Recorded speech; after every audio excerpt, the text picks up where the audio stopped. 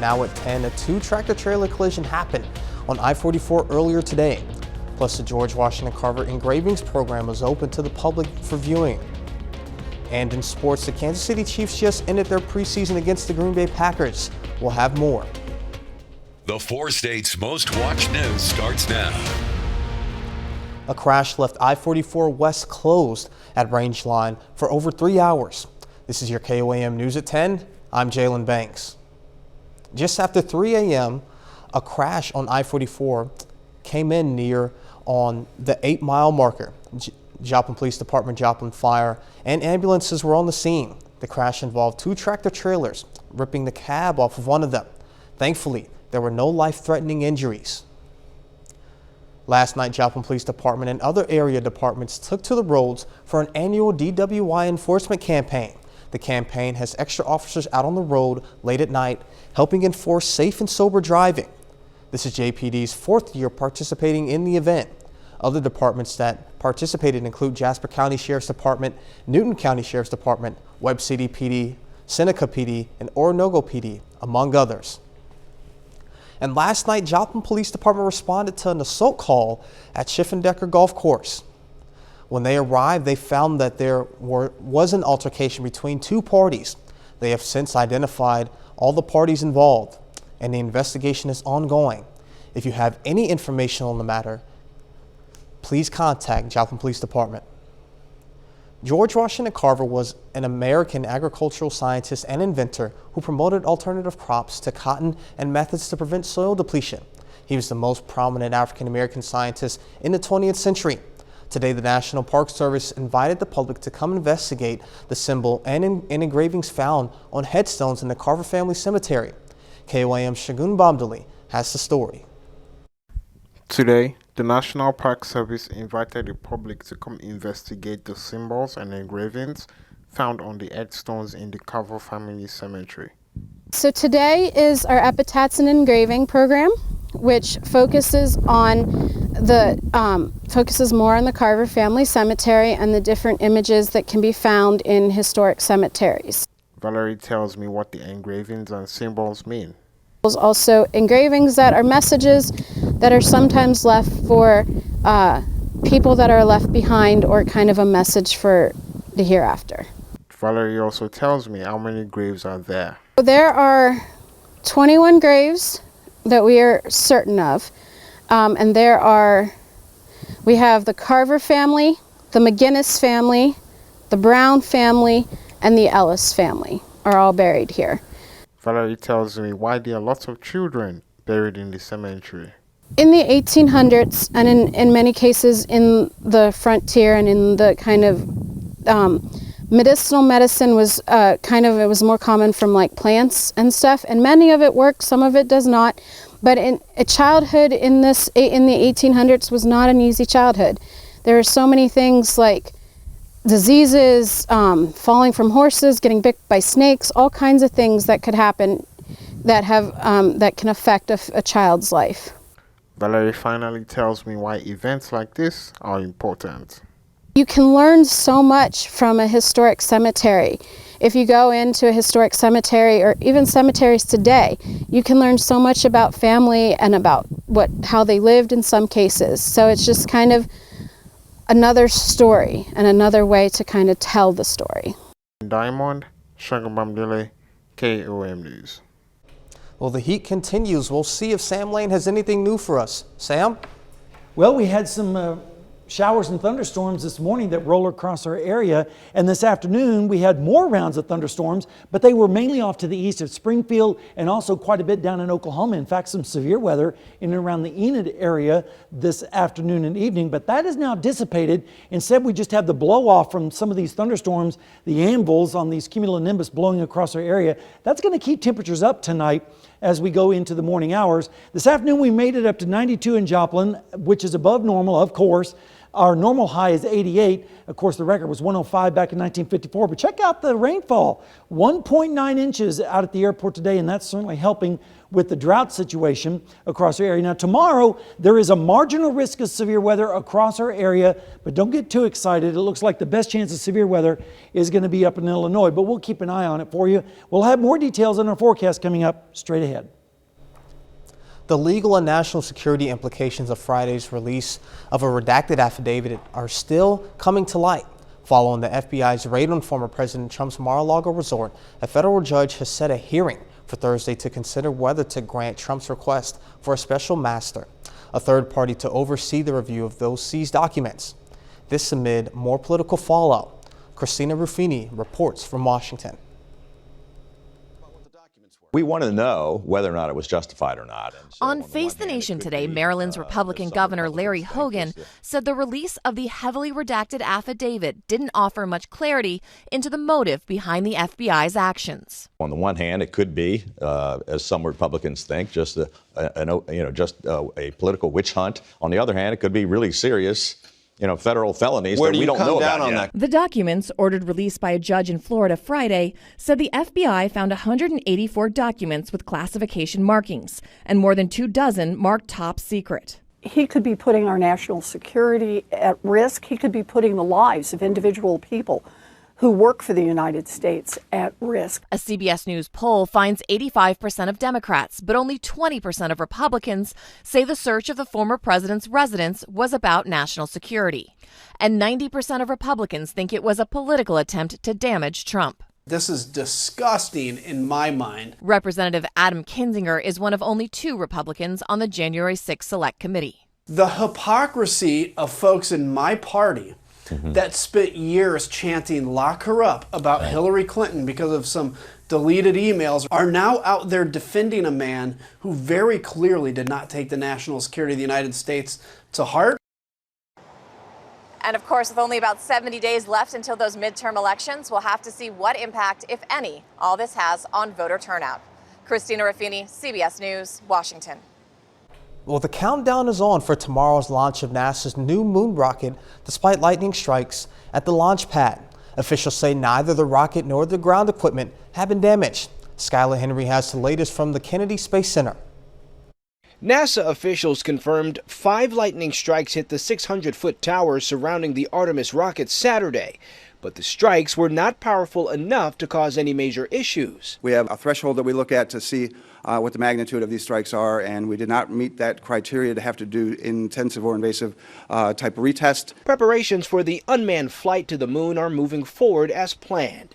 Fueling is scheduled to begin late Sunday, and NASA officials say they're keeping a sharp eye out for hydrogen leaks that caused issues in 2 countdown tests. We've done our best to mitigate all of the concerns with those. Storms have been hitting parts of the Space Coast, but forecasters say there's an 80% chance the weather will be perfect for a Monday morning launch. The 322-foot rocket is the most powerful NASA ever built. On this trip, it will power a crew capsule with 3 test mannequins into a distant lunar orbit, reaching 40,000 miles beyond the moon.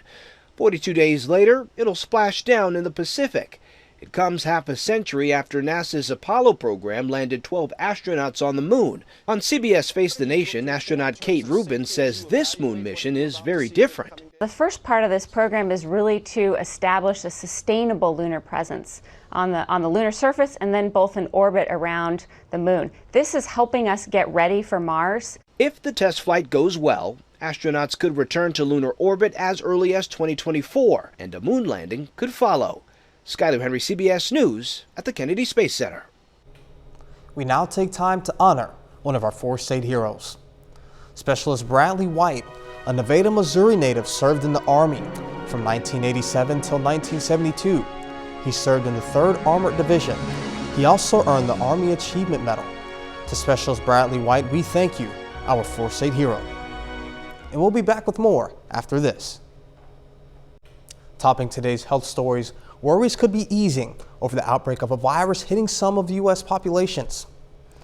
Federal officials say they're seeing a downward movement in the number of monkeypox cases, but they're cautiously optimistic about the rate of new infections. CDC data indicates numbers have been going down for about 2 weeks with a 25% drop in new cases. The CDC's director, Rochelle Walensky, is choosing words carefully and hopes virus reduction information and vaccines are taking hold. Monkeypox cases have also been declining in European countries, where the virus was first detected earlier than the U.S. Daily counts have been going down there since July. Researchers with the North American Menopause Society say a small study is helping them understand factors when menopause starts. The study uses a broad range of indications. Biological ones include elevated levels of follicle-stimulating hormone and estradiol and abnormal periods and symptoms. Other factors: living, socioeconomic, alcoholic intake, contraceptives, smoking, and fitness could combine for a predictor model for the onset of menopause. The study is in the journal Menopause. And on to our consumer stories. The companies that experienced unexpected booms during the pandemic are now experiencing unexpected busts. Peloton stock soared 434% as fitness enthusiasts skipped the gym to exercise at home. Now, Peloton shares have lost more than 90% of their value since the end of 2020 as gyms reopened to full capacity. Online home goods retailer Wayfair is laying off 5% of its staff as consumers return to brick and mortar stores. Shopify is cutting 10% of its staff for the same reason.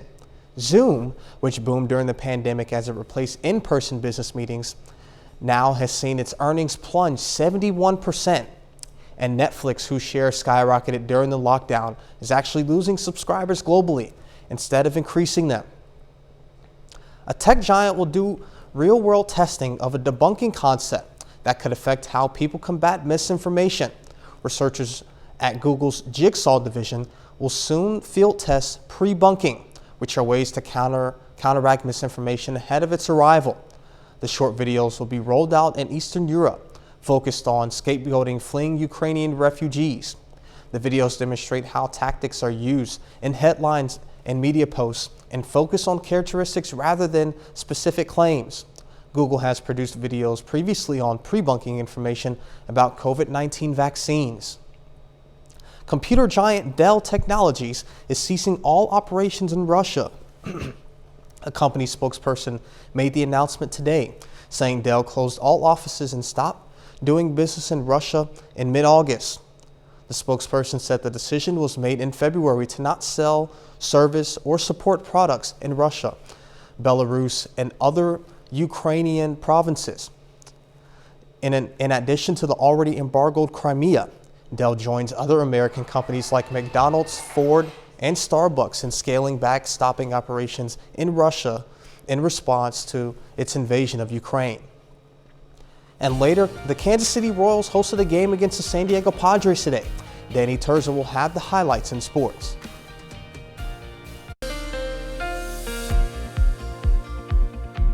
Well, we had a little bit of rain today. We also had some sunshine and warm temperatures, and it looks like we're going to be in for a pleasant evening. Right now, looking outside, you can see in Seneca, Missouri, at the Indigo Sky Casino and Resort, a pretty pleasant evening. Not too much going on. There are some high clouds starting to blow in from the south and west from some storms that are down in Oklahoma. As I mentioned, it was a pretty warm day across the area and all weekend. We topped out at 92 today. So that means we've had 21 days so far in August of above normal temperatures and only 6 days below normal. So it looks like August is going to end up being way above normal on our temperatures. This morning, we had quite a bit of rainfall, especially up to the north and west in north and Chanute, and also one swath that went across the metro area earlier this morning. But notice the folks down south in Delaware and Benton County, hardly a drop at all. Instead, most of the rain has been down in Texas and Oklahoma today. You can see on live radar some showers and storms in and around Tulsa. Might see a sprinkle or two come up I-44 over towards Veneta and eventually over towards Grove, but not really expecting too much tonight. Temperatures right now are in the mid-80s across our area, 83 in Joplin, Iola also 83, 87 in Chanute, a little bit warmer, or cooler I should say, in Nowata it was 85. One of the cool spots, Bella Vista, with currently sitting at 79. Dew points, though, they're not really changing all that much. Instead, we're seeing lots of moisture socked into our area. Check out Nevada, 76. Stockton is also 76, and on our dew point tracker, that's downright soupy, folks. So you can cut the air with a knife right now due to all the humidity and the moisture from those storms, but that's going to help more storms develop as we go through the forecast. Today, 10.2 on the allergy index. Tomorrow, a little bit better because the rain has washed a little bit of that out. So we'll be down to around 9.4, and most of that is still ragweed and chenopop. Right now in Joplin, we're 83. It feels like 88 because the dew point is 72. Pressure is rising right now, and the humidity is at 69%. Future track forecast this evening, partly cloudy skies, maybe a sprinkle or two down towards Veneta and Jay and Grove, but generally mid 70s across the area, some lower 70s in Columbus, 73 here in Joplin with southerly winds. Then tomorrow, we're going to see temperatures in the upper 80s to right around 90 degrees. Notice scattered showers and storms around our area, especially down to the south and to the south and east, drier up to the north and west. But then we will have a cold front drop down from the north, and that's going to help cool our temperatures just a little bit. But the main effect will be the wind direction and drier air as well as we go into Tuesday morning with lows in the upper 60s to right around 70. Then on Tuesday afternoon, the winds come around to the north and east, bringing in the drier air, but it'll still be pretty warm, with a high of around 90 to 91, 93 in Parsons, 94 over there in Nowata. Then as we go into Tuesday night and into Wednesday morning, temperatures will be more comfortable with lower dew points, and that will allow temperatures to drop into the lower 60s across our area. So there is a severe risk possibility tomorrow, but it's only marginal across our area. The better risk of severe weather will be up in Illinois. So we don't need any severe weather. We just need some rainfall, and some of those folks could see some moderate chance of heavy rain with some of the storms tomorrow, but most areas will get generally around a tenth, maybe a quarter of an inch of rain on our rain tracker. And again, some areas could see isolated amounts of half to maybe an inch of rain, but that's going to be the lucky few. All right, let's take a look at the 7-day forecast. 91 on Monday with a 40% chance of storms. That continues into Tuesday morning, and then drier for the rest of the week into next weekend, but then another round of storms possible on Monday, and then slightly cooler early next week. And we're going to keep our eye on the tropics as well, and we'll have more details on that, of course, tomorrow with Doug. So that's the way it's looking right now. Awesome. Well, sounds good. Thank you, Sam. You're welcome. And coming up in sports, the MIAA cross-country season is on the horizon. We'll take a look at the preseason coaches poll. Yeah, one local team claimed this top spot in the rankings. Plus, we'll hear from Chiefs running back Isaiah Pacheco following the team's final preseason game. That and more next.